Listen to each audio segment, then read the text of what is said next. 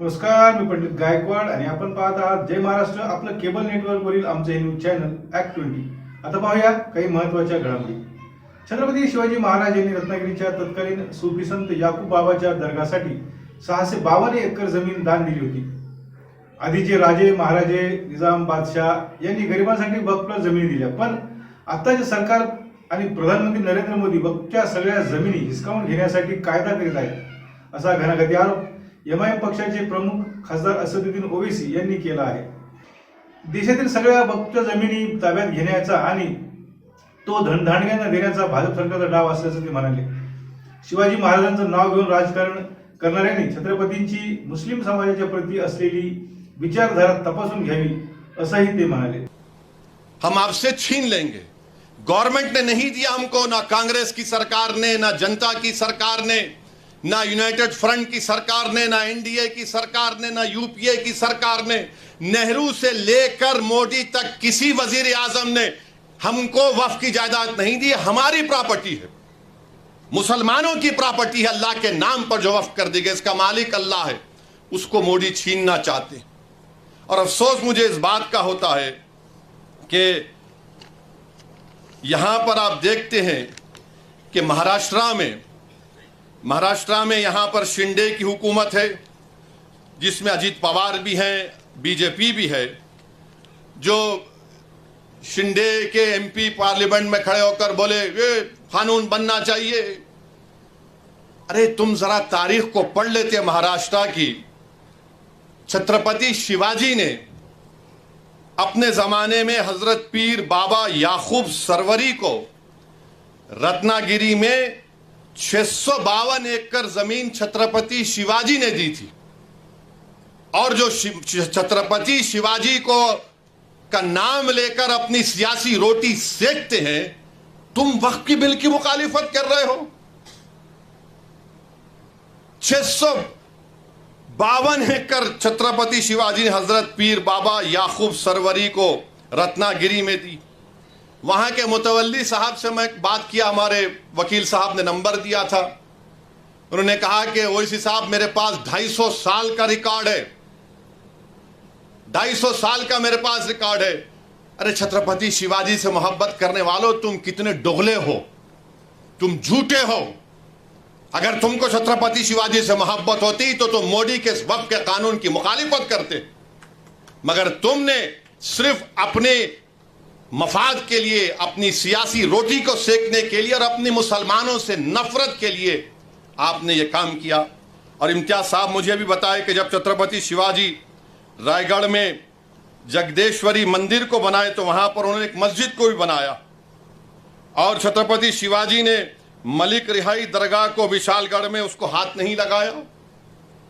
ये कौन लोग हैं जो जाकर मस्जिद को और दरगाह को हाथ लगा के आए परसों? तुम छत्रपति शिवाजी को मानने वाले हो ना, तुम तो क्या क्या कहते हो और तुम ये काम कर रहे हो। मेरे अजीज दोस्तों और बुजुर्गों, इन चीजों को आपको सामने रखना जरूरी है। और ये आप जानते हैं मुझसे बेहतर कि महाराष्ट्र में इम्तियाज साहब ने रिकॉर्ड दिया कि 53,411 हेक्टेयर जमीन वक्फ की है महाराष्ट्र में। 53,411 हेक्टेयर, जिसमें से औरंगाबाद में 4,099 हेक्टेयर है। तो ये पूरी जमीन नरेंद्र मोदी छीनना चाहते हैं, याद रखिए मेरी इस बात को। और कैसे छीनना चाहते हैं? उन्होंने कानून बनाया। अब ये जो बिल पेश किया गया है, वो बिल में क्या लिखा गया कि सेंट्रल वक्फ काउंसिल में पहले क्या था कि सिवाय वजीर को छोड़कर, मिनिस्टर को छोड़कर, अगर कोई गैर मुस्लिम है तो वो चेयरमैन होते थे। उसमें बनते थे 3 मुस्लिम ऑर्गेनाइजेशन से, 4 जो बड़े मशहूर है मुल्क के member, 3 member of parliament, 1 Waqf board का मेंबर, 2 रिटायर्ड जज सुप्रीम कोर्ट का, हाई कोर्ट का, 1 वकील जो पूरा मशहूर हो, और 1 मुतवल्ली से, और 3 आलिम दीन होना चाहिए। अब हुकूमत ये कर दी है कि सिर्फ 2 मेंबर बनेंगे मुसलमानों के पूरे गैर मुस्लिम होंगे सेंट्रल वक्फ बाकी सेंट्रल वक्फ काउंसिल में।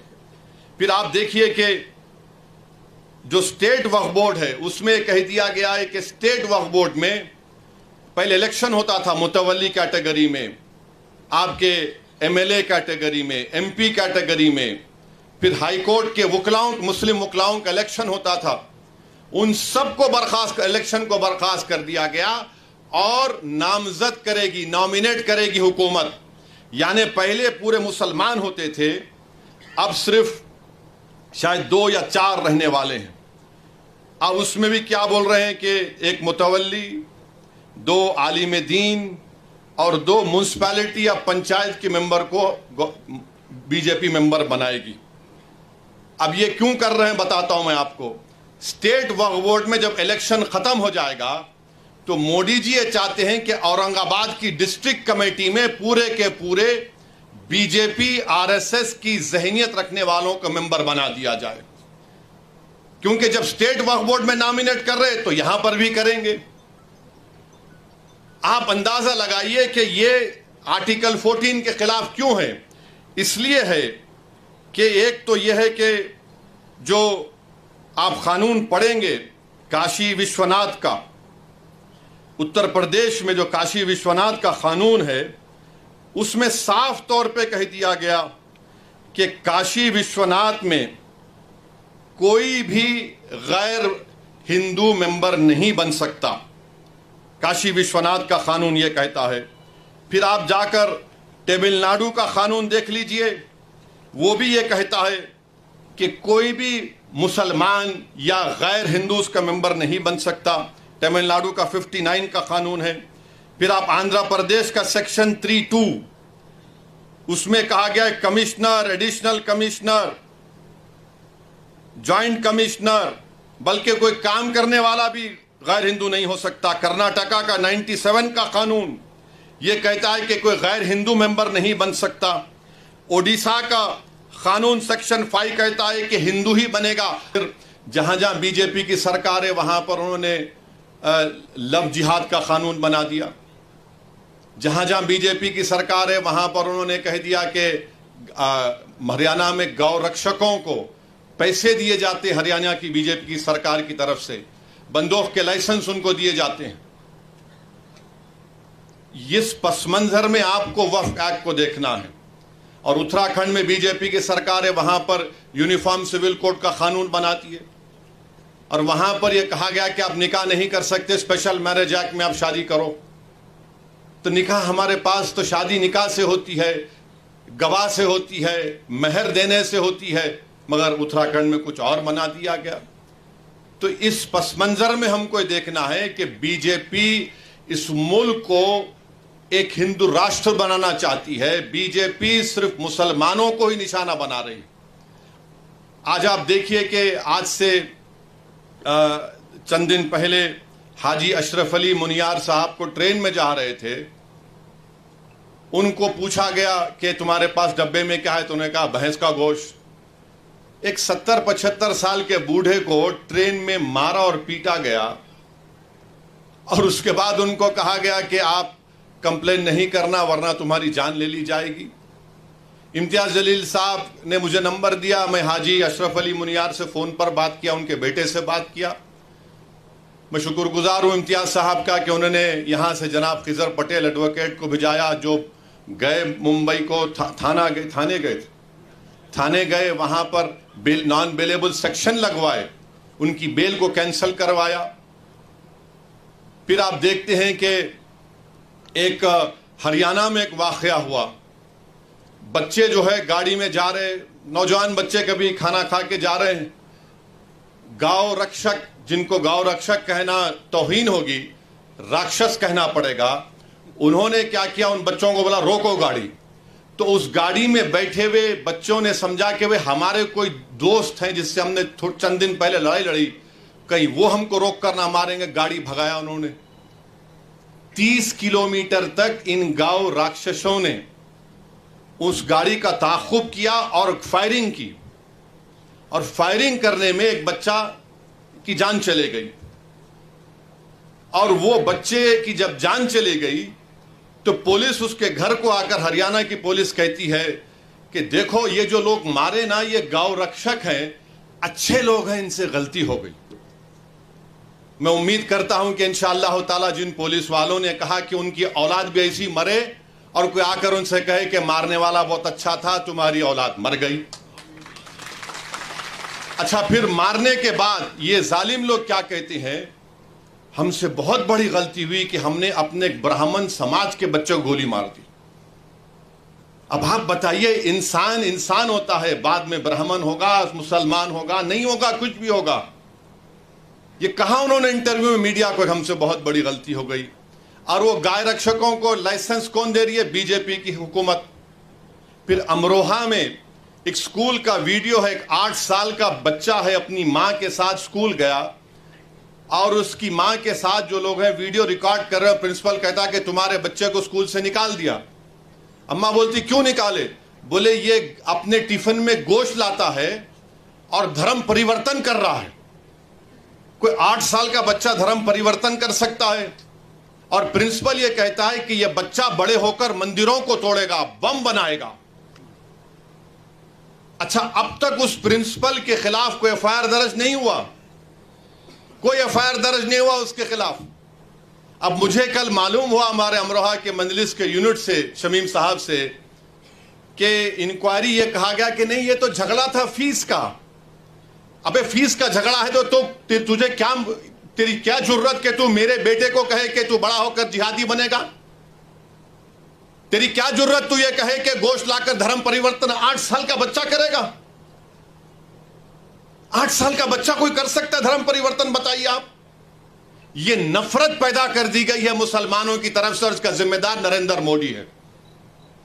इन्होंने एक सब तमाम किया। हां, ये 2014 से पहले भी था, मगर जिस ऊंचाई पर लेकर गए इसका क्रेडिट नरेंद्र मोदी को। और गेल्या दिवसात मराठवाडा आणि नगर नाशिक जिल्ह्यात चांगला पाऊस झाला, त्यामुळे तिथलं सगळी धरणं जवळपास भरली असून पाण्याचा प्रचंड ओघ आता मराठवाड्याकडे वळला आहे। जायकवाडी धरणात मोठ्या प्रमाणावर पाण्याची आवक वाढली असल्याने धरणात जवळपास 97% पाणी साठा झाला आहे। त्यामुळे पाण्याचा विसर्ग करावा लागत आहे। आज सकाळी जायकवाडीतून पाणी सोडण्यात आलं। मध्ये फास्ट इलेक्ट्रॉनिक आहे ते, वेळ नाही लागला, त्यांनी वेळ लावला तो।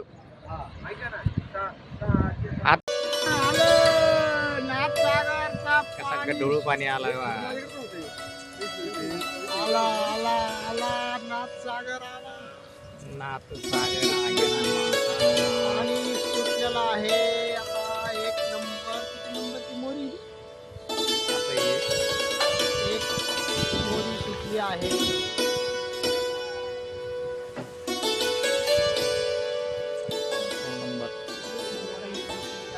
आम्हाला तो 2-4 मोऱ्या होत्या।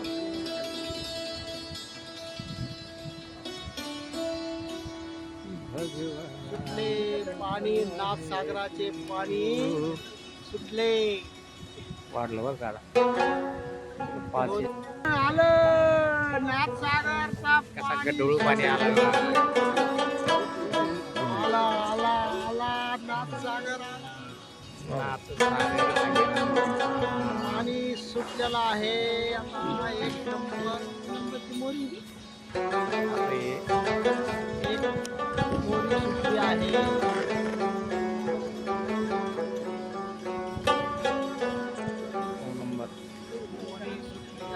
आम्हाला तो 2-4 मोऱ्या होत्या।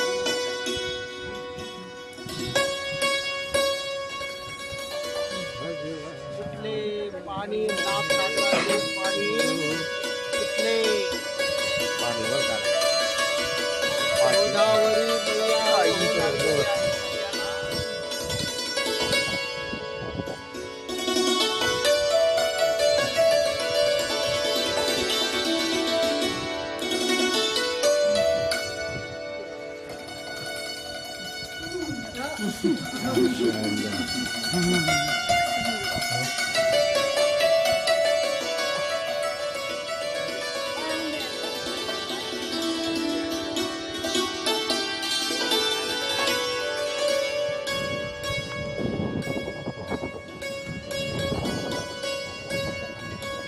आहेत का ते सोडतील आता.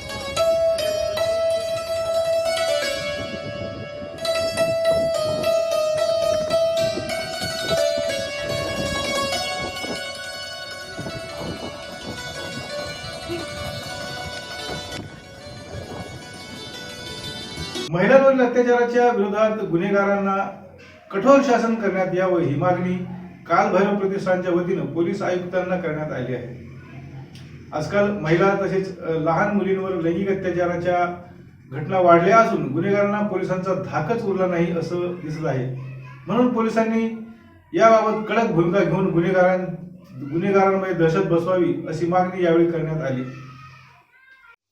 नमस्कार. छत्रपती संभाजीनगरमध्ये आपलं सर्वांचं स्वागत. आज आपण आता कालभैरव या प्रतिष्ठान या ठिकाणी आलेलो आहे आणि महिलांचा आक्रोश कसा आहे त्यासाठी आपण इथं उपस्थित आहे. ताई नमस्कार, आपलं नाव? माझं नाव वैष्णवी तांदळे.